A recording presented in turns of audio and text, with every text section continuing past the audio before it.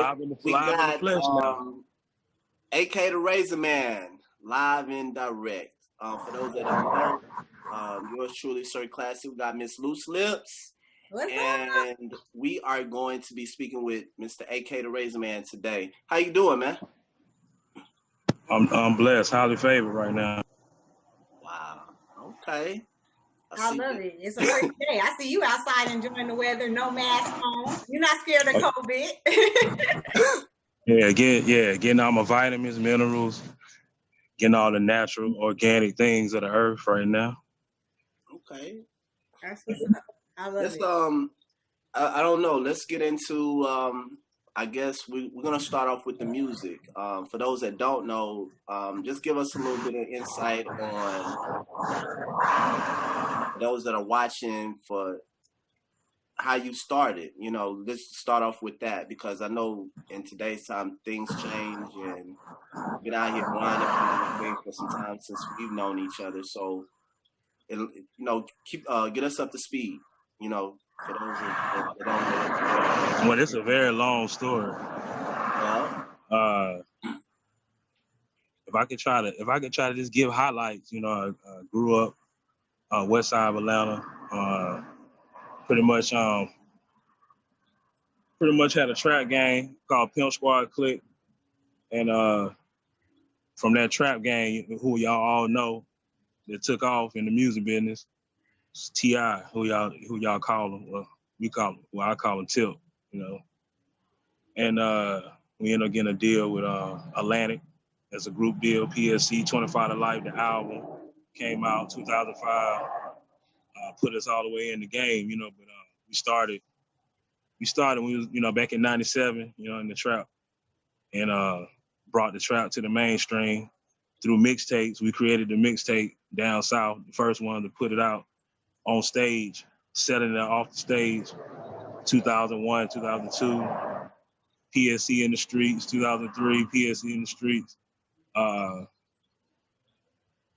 on that T.I. album, the first one.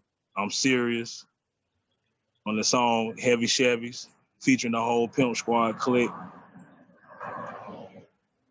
From there, you know, we just took off, you know, just stayed down with Tip during some crazy times in the industry, you know, learning, gaining the knowledge we got now. And then eventually we got our own deal, you know, 2005, PSC, 25 to Life. That's a classic, yeah. It really is. It really is. That's a classic. Okay. I feel like I should know you, given a little bit of your background. I feel like we should have crossed paths. I moved to Mableton from Cali, and so we was at Pebblebrook actually at the same time. When I was looking at your background history, and I was like, it's funny how things come back in full circle because I was at Pebblebrook, but I was only there for a stint. I didn't really stay. I moved from Mableton, headed to Decatur. Word.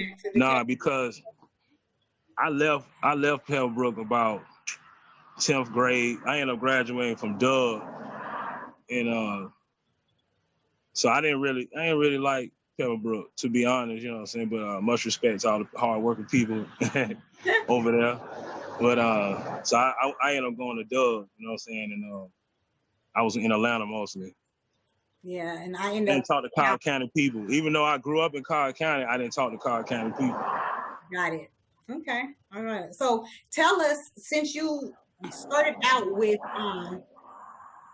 the Pimp Squad, quick, but bring us forward to where you are now and how you separated yourself from that group to becoming your independent artist. I separate how basically I'm just different from the group. I'm separated anyway. Even in the group, there was a difference to how I came, my delivery and all that. So I'm just continuing that and giving more of that. So it's not like I'm separating, but it's more like an extension of what was already there that you only got a piece of within a bunch of other components. So now you're getting the whole thing, you know what I'm saying, of what that is, which is AK Razorman. Pretty much just creativity, style, charisma, flavor, just stories. You know what I'm saying? Just giving the story of the black tales of coming up from the trap and making it out the trap. Now we're in a situation where trap is now the biggest thing in the world. So it's all about what do you do when you come out the trap? You know, we're not necessarily I don't have to be on the corner like that. So what about the ones that do? So I was basically the forefront of showing, you know, this is what you do coming out the trap, you know, what you invest in, you know, homes, businesses. So I'm just a continuation of that legacy that we blazed on. Let me touch on something. I know that the style that you guys, like you said, the trap sound that you guys brought to the forefront, which the whole world has embraced at this time, it's gotten to a point where it's being taught actually in school now. From my understanding, trap is being taught as a course in school. And my question I got for you is, because it's at that level, not one time it was something that started from the street, but now it's in the college curriculum. How do you feel about that? Do you feel that that's where you guys were trying to take it? Did you guys see it when you guys started off in the beginning? Did y'all see it going to the level of being in college? College, okay, that's the word. Yeah. Curriculum, college curriculum. To be honest, I didn't see it to be that, because that's not what you needed to be in the trap. Even though there was a lot of college niggas in the trap, but to take the trap to college, I mean, that's something that, of course, you know, Tip, you know, brought to the game. You know what I'm saying? He's seen that, and that's why it's in fruition. As far as what I seen, you know, to be the hardest G's out of Atlanta, you know, on that NWA style, you know, and just be the number one at showing our creativity as black people here in Atlanta, the black Mecca. So how we feel, how we think, and allow people to have their imaginations open up through this Atlanta wave, you know. So that's how I seen it, you know, creating a wave, creating what it is now, the genre. So Tip is taking it to a whole nother level, you know, so big ups to that. And we just gonna keep the legacy alive. You know, he keeping the legacy alive on his end, and I'm doing the same on my end, you know, from where we started. So would you say that it's been an obstacle for you, or has it been easy because you've been a veteran in this game? And when I'm saying it, I'm asking, has it been an obstacle because, you know, like anything when it comes to entertainment, they like to always go with what's young and what's hot. You know, that's whether they get models super young, they like to get artists, you know, all these artists that's out right now, these rappers, they're super young, you know, and they're rapping about, really, to me, third party, what they've heard from other rappers versus what they've really been through. So for you getting back out there right now, is there an obstacle because you have to compete with these younger rappers now, or, you know, because you're a veteran in the game, so to speak, you kind of already just have your lane and it's going pretty, you know, fair? Well, is there an obstacle? There's always a challenge, you know. So it's not like, it's always a challenge, basically. So as far as the obstacle, and for me, I just think right now in the game, it's all about creativity. It's not about, like, it don't matter how long you've been doing it no more. Because back in the day, you know, it was all about how long you been rapping before somebody gave it down. But now you can come in, you know, been rapping 2-3 years and blow up, or even less than that. So it's not about the obstacle of how long. You could be in the game 40 years and come out with the number one hit right now. You know what I'm saying? So I don't think people care about that no more. It's not about, so the obstacle that was there before is not in place today. It's a whole new day. You know what I'm saying? So rappers are older, rappers are younger. We're expanding. It's no longer a limitation. It's no longer a limitation as far as the obstacles. As long as people like your music, you're gonna win with your fan base, you know. I want to I want to touch on some of the music that I was a fan of you guys. I know you and your brother in rhyme, Mac Boney, y'all did one of the street classics called Glotz and Plan, and that just forget the music itself was shall I use the old word, the bomb, but just the cover. What made you guys use that cover? Like that cover is just classic street stuff. You got you and Mac Boney on there, and you know what's what all on the cover.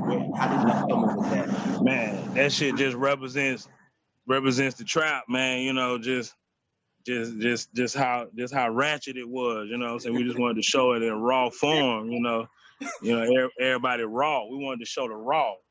So that's it. We opened it up, bust the game wide open in a way. You know what I'm saying? It's the way of symbolically saying that.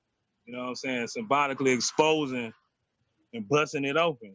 What's going down in the trap. You know what I'm saying? So at the time, we all felt like we needed to expose the was not being shown. Really, we were trying to get banned. You know, like wow. You guys, I mean, you know, we the old Two Live Crew NWA route. Exactly. You feel me? Y'all was going that route, the old NWA Two Live Crew route, trying to get banned. You see what I'm saying? Wow. Yeah, we were pretty much trying to go there, like, and we knew that you make the news like that, shit, you gonna turn up. That was the way to get lit, you know, from a trap mentality at that time. You know, so my mind is in a totally different space than when I started trapping, and then when I started rapping from trapping. So I think I want to embark on those psychological mental developments, you know, going as far as in my music. Okay. Since I don't really hear too many other artists, that came from my genre or my generation, as far as in the early 2000s, whatever. Besides, of course, Jeezy, really just breaking it down, you know what I'm saying, as far as how far we come. Besides, of course, Tip showing that, but I think there'd be more of it coming from the trap perspective. And with your song "Bounce Back," is that your new song that's gonna bring all this back full circle for you? You have another single on its way that you plan on putting out there to make everybody show they love back to you. Yeah, I'm sure you still have your outstanding fan base, people that's been rocking with you since the beginning. They still rocking with you, but to let some of these the new generation know who you are, I say, what's that song that you feel? Right now, I got the new single "Say Less" coming. I think that pretty much just says about how we talk in Atlanta. Say less, think more, do more. Is the energy that's being propelled from that particular song featuring Windsor Jones, the 411 Pain ambassador. So as far as the bounce back song you're asking about, now that song, I think from that one, that was when I was just kind of, I would say in my feelings, but more like just expressing my feelings, or expressing my thoughts on how I felt about what I wanted. Like I wanted the dream team forever and things to be like how you see it in your head. But of course, everyone has their own path that they got to go on. So I get bounce back is just saying I'm in that zone of just I see what all the things that I'm supposed to get. I never lost it. It's time to get it, or the mind of losing it, but you're regaining it, or being hit by this pandemic, and or before the pandemic happened, you was going through hard times, and then the pandemic happened, and all of a sudden they're handing you money. You figuring out ways to get grants and all other types of money. So now you got money now during the times of crisis. So it's a bounce back in different ways for everybody in every situation. So as far as this song is just it's relatable to people that are coming back from their downtime, from their darkness. You know what I'm saying? So do I feel like this the one? You know, it's all up to the people, what they tell me, you know what I'm saying? So I just decided to share the gift that God gave me. And people tell me what they think from it. I allow that. Before I allowed that, I listened to it myself all day long, like for months, really, because I don't have a deadline. I can just, you know, music is my self therapy. So I don't care to share it with you, but you know, I'm a businessman. So and on top of that, you know, I was part of a legacy, so it just only makes sense to continue that. I wanted to jump on because you already run out of time. But before we go, I wanted to ask you in respect of what's going on in the world today, with the whole Black Lives Matter and all this racial inequality that's going on. Do you feel that the music that you're bringing to the table now helps out any kind of way with what's going on right now in today's time? With all what's Well, going on in America. you know, what's going on? Okay, what's going on in America is not. Everyone's going through different things, even though everyone's going through something, but it's all different. So, what could be shown on news as far as the pandemic and with COVID and the pandemic with social police brutality? Excuse me. What's being shown with police brutality? It's not really happening to everybody at the same time, you know. But of course, we're all fighting to make sure it doesn't happen to everybody.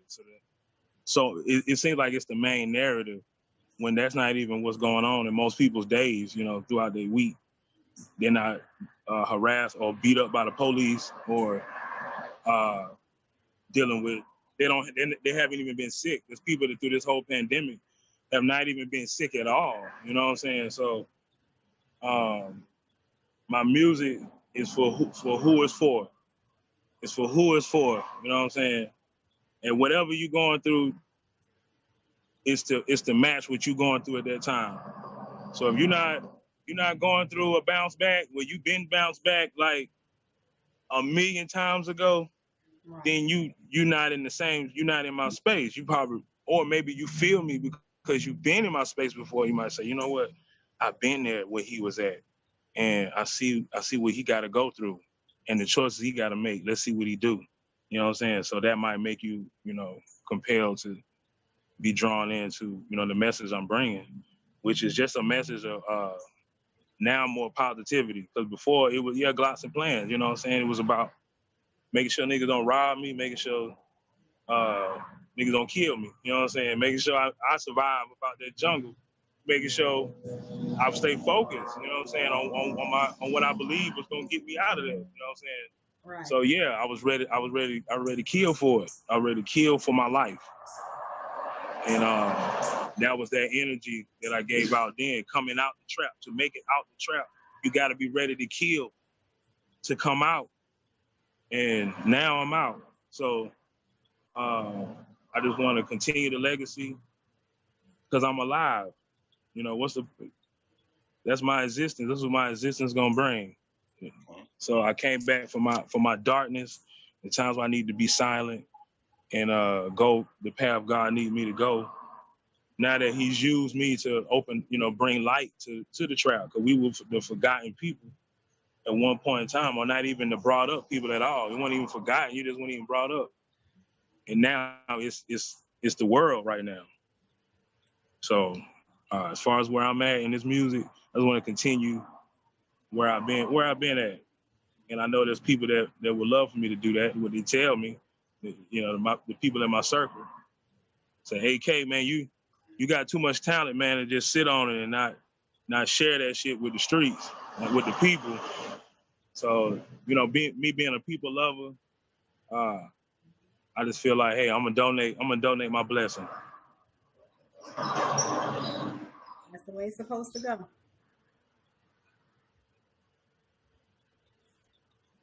So any love y'all give back, you feel me?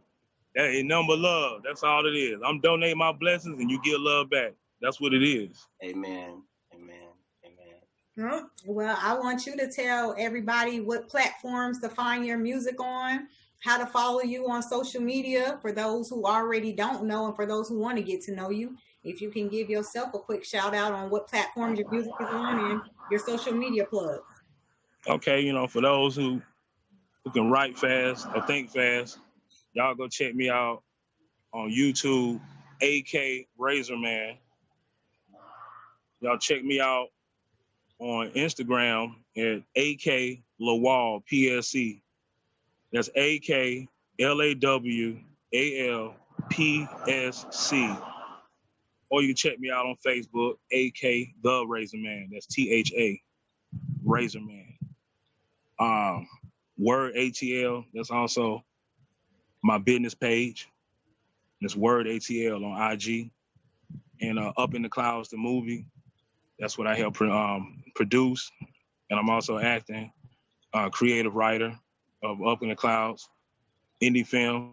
Y'all can check that out on YouTube.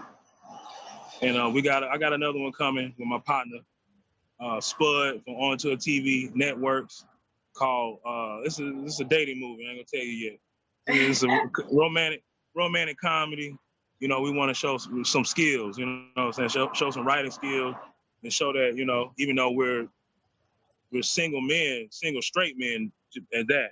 Even though I got this Atlanta hat on, I'm straight, motherfucker. And wow, what a stigma! What a stigma! To show from us, I mean, real shit. To show from a straight male, you know, male perspective, the dating that's going on in Atlanta. You know what I'm saying, on different levels.